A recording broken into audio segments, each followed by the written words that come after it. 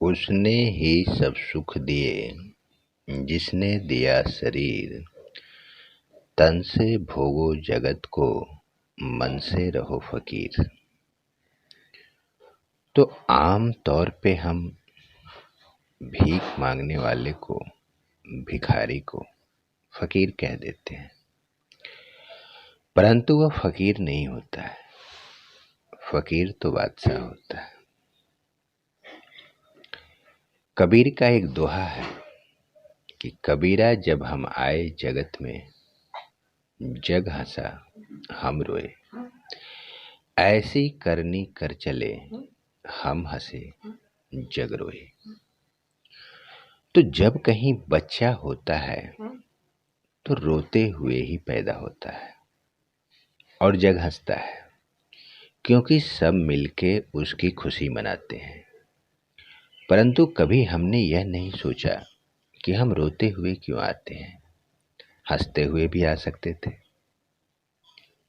आपने देखा होगा कि जब भी लड़की अपने मायके से विदा होती है तो बहुत फूट फूट कर रोती है। यही वजह है कि आत्मा जब अपने घर को छोड़कर स्मृत्यु लोक में आती है तो उसे भी अपने परम पिता परमेश्वर से बिछड़ने का गम उतना ही होता है जितना एक लड़की का अपने माँ बाप से बिछड़ने का गम होता है। और जब यहाँ से जाने का समय होता है तो प्रत्येक व्यक्ति रोते हुए ही जाता है, कोई भी हंसते हुए नहीं जाता। इसका कारण यह है कि अब जो यहाँ से जा रहा है वह हमारा शरीर है, जिसके साथ बहुत सारे बंधन हैं, माया का बंधन है। तो उससे बिछुड़ने का गम तो होगा ही, क्योंकि जाते वक्त भी हम यही सोच रहे होते हैं कि अगर इतने समय में ये ले लिया होता तो आज इतने का होता, बेटे को यहाँ भेज दिया होता तो वह आज इंजीनियर होता। परंतु लोग यह नहीं सोचते हैं कि जो चीज़ बीत गया वो तो लौट के वापस आने वाला नहीं। तो या तो हम पीछे की चिंता में रो रहे हैं अथवा आने वाला कल कैसा होगा इस वजह से रो रहे हैं। तो फिर हम हंसते हुए कैसे जा सकते हैं? परंतु ये जीवन का आइडियल नहीं है। आइडियल है हंसते हुए जाना, हंसते हुए आना हमारे बस में नहीं था, परंतु हंसते हुए जाना हमारे बस में है। उसके लिए 5 चीजें चाहिए। पहला जागृति, दूसरा संतुलन, तीसरा लक्ष्य, चौथा संधान और पांचवा विजय। जागृति, दुनिया के अधिकतर लोग जो नींद में जी रहे हैं जागृत नहीं है। जागृति वह है जो अपने हर कर्म के विषय में जागृत है। मंदिर जा रहे हैं तो क्यों जा रहे हैं? शिवलिंग पे जल चढ़ा रहे हैं तो क्यों चढ़ा रहे हैं?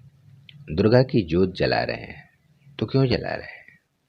हनुमान जी के पैरों से सिर तक सिंदूर का तिलक लगा रहे हैं तो क्यों लगा रहे हैं? तो जो भी अगर कर रहे हैं, अगर ये आपको पता है तो ये जागृति है।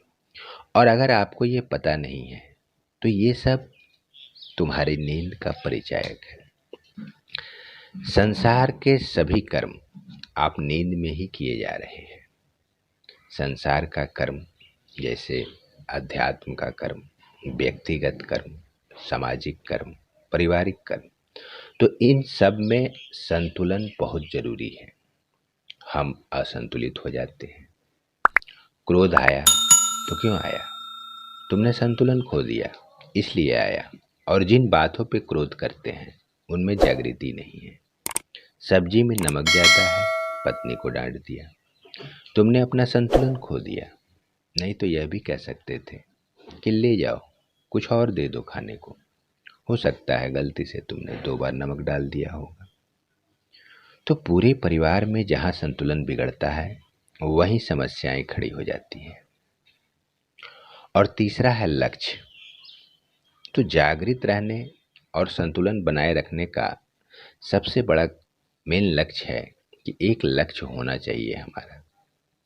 या तो मन से संसार को भोगो, या फिर तुम्हारा ये लक्ष्य हो कि हमें शरीर के संबंधों में नहीं पड़ना है, परंतु शरीर की उपेक्षा करके नहीं, क्योंकि अगर तुम्हारा परिवार ही साथ नहीं देगा या समाज तुम्हारा साथ नहीं देगा तो फिर तुम्हें जीने कौन देगा।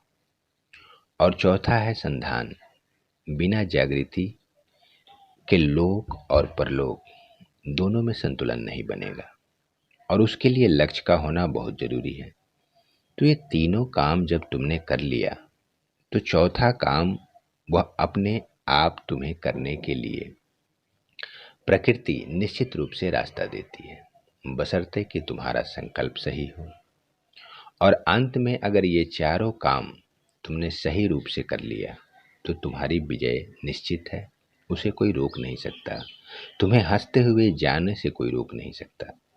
अतः यह स्मरण रखें कि किन सांसों पे एतबार करूं जो अंत में मेरा साथ छोड़ जाएगी, किस धन का अहंकार करूं जो अंत में मेरे प्राणों को नहीं बचा पाएंगी, किस तन पे अहंकार करूं जो अंत में मेरी आत्मा का बोझ भी नहीं उठा पाएगा। डरना है तो उस परमात्मा से डरो जिसकी अदालत में वकालत नहीं होती, और यदि सजा हो जाए तो जमानत नहीं होती। जय श्री कृष्ण।